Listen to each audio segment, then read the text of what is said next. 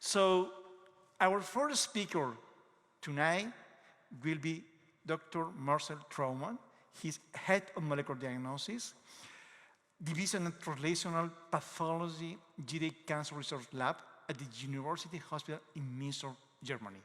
Please, Marcel. Thanks very much for the kind introduction. Unsurprised. So, yeah, welcome. Thanks for the invitation to this beautiful venue. The next 10 to 15 minutes, I'm going to give you some insights in the validation and implementation of the OncoDEEP CGP genomic testing kit we are using for routine pan-cancer diagnostics in our molecular pathology laboratory. So first of all, to cut a long story short, just going back, being kids, we all started with coming up of a Christmas wishing list. And that's what we did with the CGP panel.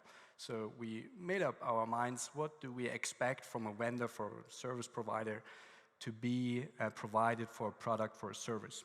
And then we made a tick list of all the vendors on the market, what do they offer, what are the weaknesses, what are the strengths, just to compare them. And this is the final conclusion based on our experience.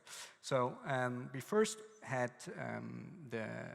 let's say, the fact or the image of standardizing our laboratory infrastructure, of not going from tumor type specific customized NGS panels, but having a more pan-cancer approach comprising multiple tumor types being sequenced and analyzed in our laboratory infrastructure with the same automation, NGS, library prep situation.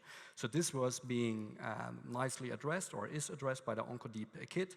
Then comparing, coming from Illumina TS0500 approaches, we had the experience that the current, let's say, version of TS0500 isn't matching up to the recommendation we do have as a Department of Pathology or within the molecular tumor boards. So the gaps in between the needed genes or biomarkers to be tested were just increasing, because TS0500 is kind of old school and not updated anymore. It's an, let's say, spike in HRD addressing product, which has been widely established, but from our point of view, there are more weaknesses than strengths. Then, as we have multiple sarcomas or fusion gene-driven tumor types to diagnose, we had multiple fusion genes which are supposed to be covered by the panel, being NRGR, especially for lung cancer, for example, and more complex biomarkers like CNVs to be analyzed simultaneously. So the blue parts, they're all covered based on our validation or by our experience. The yellow ones are more, let's say, in a developing or validation status. The second part, so the second line, is that we have the experience, we have the technical infrastructure that we don't want to use and send out. So we were pretty lucky getting to know that OncoDEEP is also offered now as an in-house kit you can use in your own infrastructure. And then, as a Department of Pathology, we don't have the advantage of a blood-based DNA, RNA extraction, but we have to face FFP, let's say, reduced quality of DNA and RNA. So low input is a concern we have on a daily basis. Library prep automation, just to have a scaling option to increase the volumes, the testings. You can address it either by increasing your lab team or by implementing automation. Due to the fact that the OncoDEEP approach is based on Twist bioscience technology, this was an additional plus because we are moving our RNA-seq fusion gene detection approach also to a Twist one. The turnaround times, we're of course usually in need of rapid turnaround times. In the current setting, it's 5 days. For us to receive the sample, doing DNA, RNA extraction to the clinical report being filed in 5 working days. And of course, it's always an advantage to have the IVDR clearance already in association to the product. Then we are Illumina-based laboratory infrastructure instead of Thermo Fisher, for example. Field application support was needed because such an validation is, of course, time-consuming, and you always have to get in exchange with the company. This was well addressed, well established.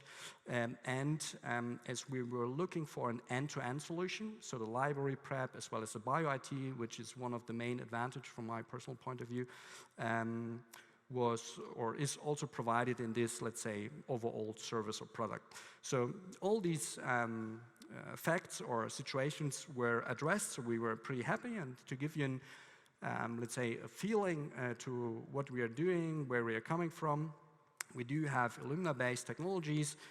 Almost a decade ago, we started using NGS, shifting from Sanger-seq, and in 2019, we started with TSO 500 implementation in connection with PRMDX clinical support services, which wasn't up to our demands. So we shifted in the end 2022 to the OncoDEEP assay. And in the current setting, we are facing automation. In the last decades, of course, we started with amplicon-based, a very narrow focusing panels, being a sarcoma panel, hotspot panel, BRCA panel. This is kind of 10 years ago. Then we shifted to a more technical or less technical prone approach, being hybrid capture, with more tumor type specific pre-selected gene sets. And in the current setting, we are using a very large RNA-seq fusion panel, being from Illumina, as well as the CGP approach from OncoDEEP in parallel to whole exome-seq, which is the dynamics we are all faced with. So I'm pretty sure you're all aware of all the day-to-day demands we have to face. So it's not just a single nucleotide variant. We have to detect fusion simultaneously, insertions, deletions, and not even speaking about all these complex biomarkers, TMB, HRD, MSI. And in a best case scenario, you would have one assay fitting everything, because when you have a sequential testing approach, of course, it's time consuming, it's very consuming depending on the tissue or the DNA, RNA being available. You have let's say, sometimes the danger of losing material, and then the request of a second biopsy being taken, which is all not very useful from a person or a patient perspective. So single biomarker testing isn't the way to go, at least from our perspective. And then the next step, of course, you can do a multiplex NGS panel, which we did for multiple years. But from the panel of all these genomic alterations we are in need of detecting, this is only a very narrow focus you could address with a multiplex NGS panel. And with all the clinical trials evolving and popping up, MSI, TMB, HRD, of course, with all these focused, very narrow multiplex NGS panels, you can't just handle these more complex biomarkers. When we think of the OncoDEEP CGP panel, it's totally different. It's a total game changer because you have an all solution for all these genomic alterations.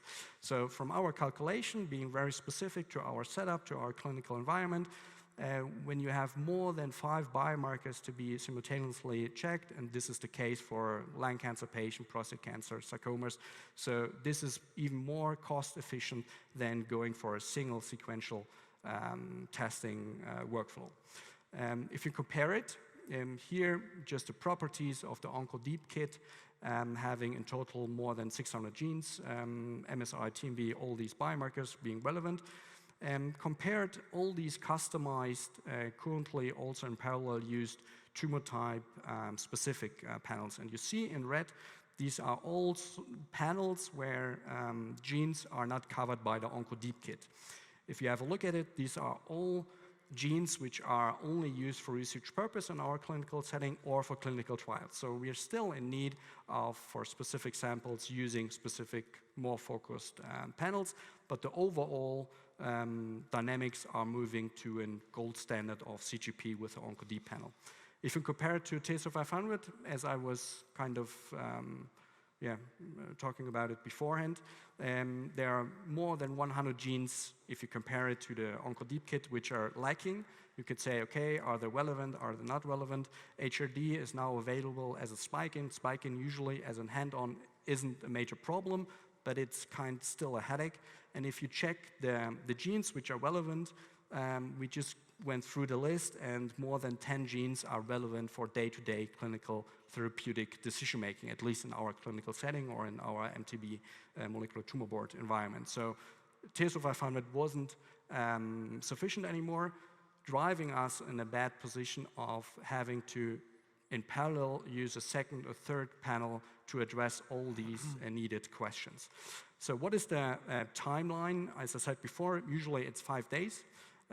We start on Tuesdays, DNA workflow here indicated, until Thursday. So this is 2.5 to 3 days, being the reason that we have not only 8-hour shift staff employees, but also due to family reasons, work ethics whatsoever, that we also have part-time employees in our staff, so we extended the workflow a bit. The sequencing is done on a NextSeq, less than 24 hours, pretty easy, straightforward, not rocket science.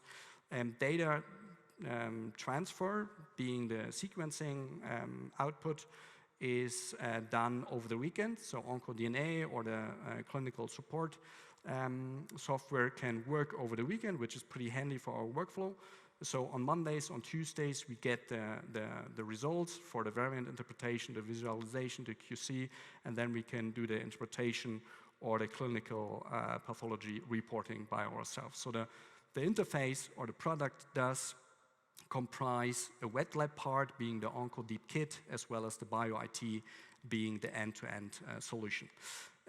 As I said before, or as we've seen before, in Europe there are multiple dynamics when it comes to personalized medicine. And in Germany, we are the first department of pathology within the network of personalized medicine to applying the OncoDEEP Kit in routine diagnostics. So far in 2023, we came up with the standardization as gold standard of saying for these 6 indicated tumor types, this is the panel we choose for every patient, independent whether it's an early stage, a late stage, metastatic, whatsoever. So we go for this workflow.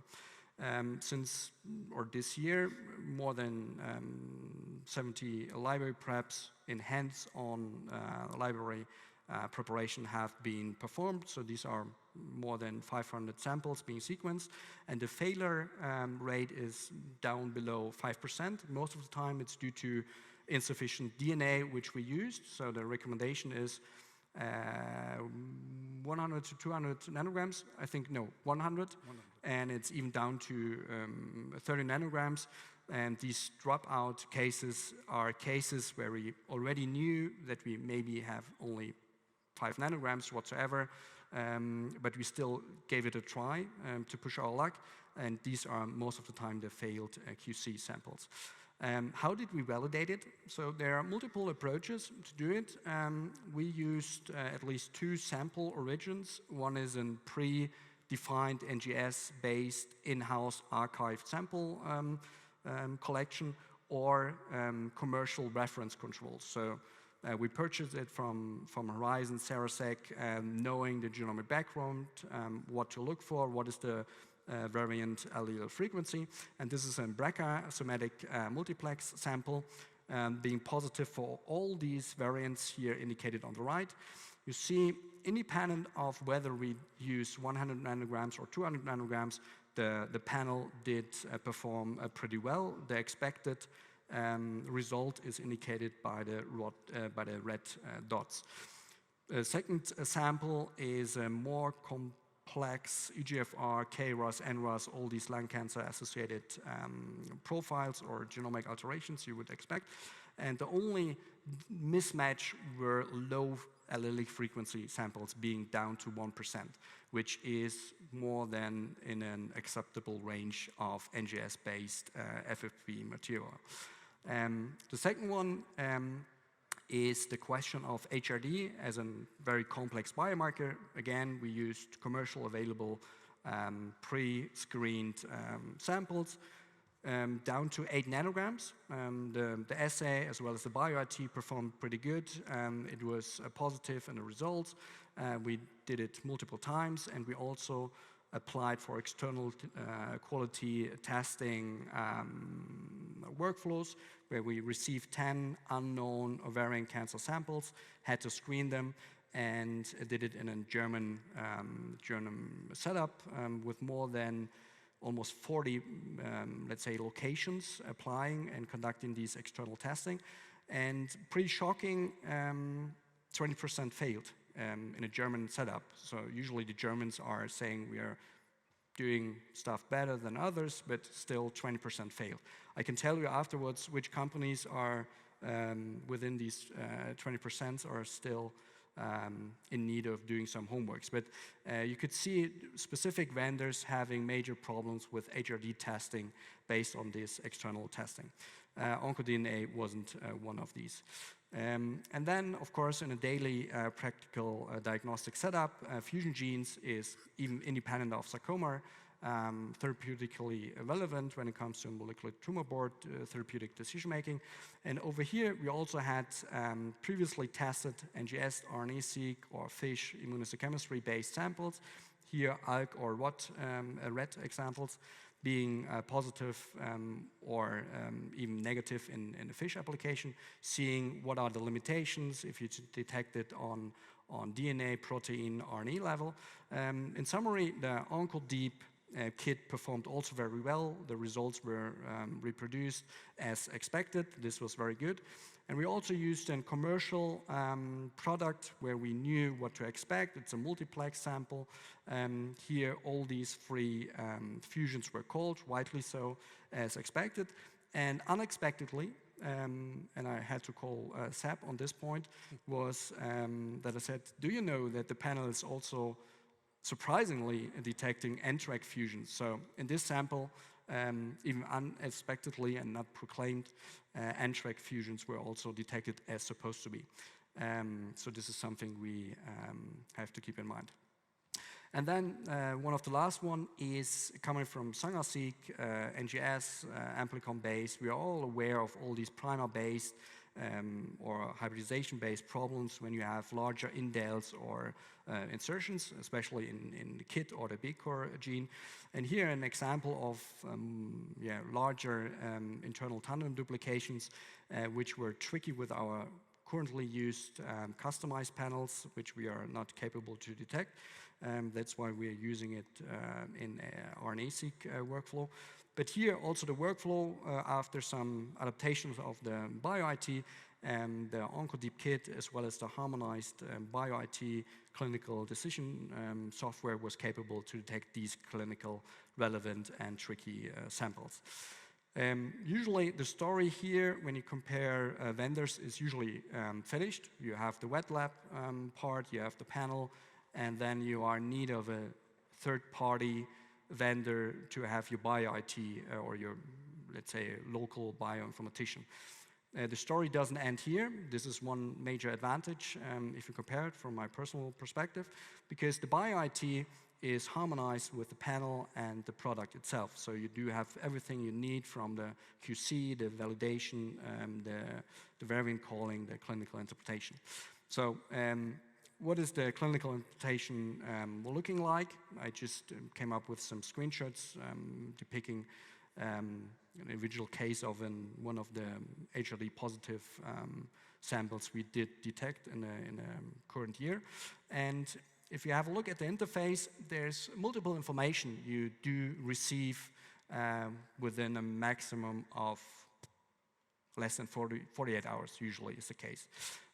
So you have all this information in a very nicely designed setup or dashboard. You have the first of all, a very comprehensive summary stating predefined information on what variants have been detected, what is the status on complex biomarkers, what are the potential therapeutic or druggable targets being compromised as a summary conclusion.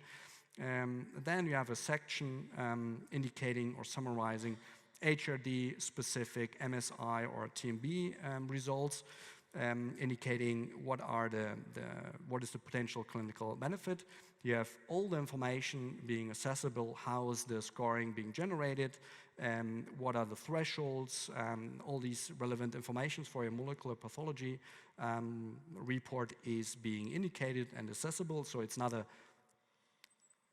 black box itself. The relevant information is being generated.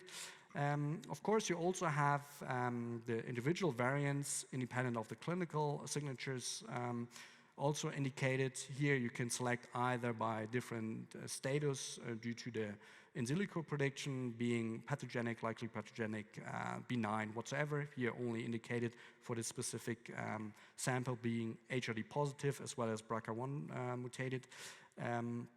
You can select it, you can filter it, you can include it, you can exclude it in a very comprehensive report. What is a very nice feature is that per sample, per patient, you can also start with a molecular tumor board in the interface in a discussion, which we are now trying to use, so you have a documentation of how you do the interpretation or what is let's say the summary of your MTB discussion.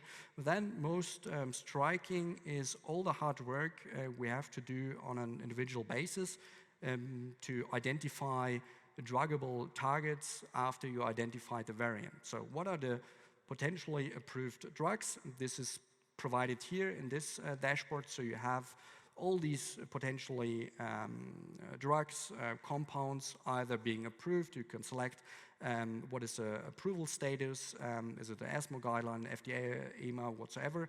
You have an information on the drug, so it's a small summary. You can read through without using the let's say, external information source. You have the indications for which tumor type the drug is approved for. And you also receive a very handy clinical trial information where you can select what is the country of application, or not the country of application, sorry, but the country of hosting the clinical trials. You have the link to the clinical trials Gov page, so you can easily and very quickly see what are the including or excluding factors from a patient's perspective. This is all being addressed and looked at in our molecular tumor board in a single interface. And in the end, you generate a customizable report, which can be the basis for your further clinical interpretation, your pathology report, whatsoever you use it for. But it's well structured, it's customizable, and you have all the information in parallel to the interface or the report. With this said, it's a bit longer, sorry. There's also a poster being displayed on Sunday, I think. So in case any additional questions, feel free to pop up at the poster, and yeah, you can share some more experience on that. Thanks very much.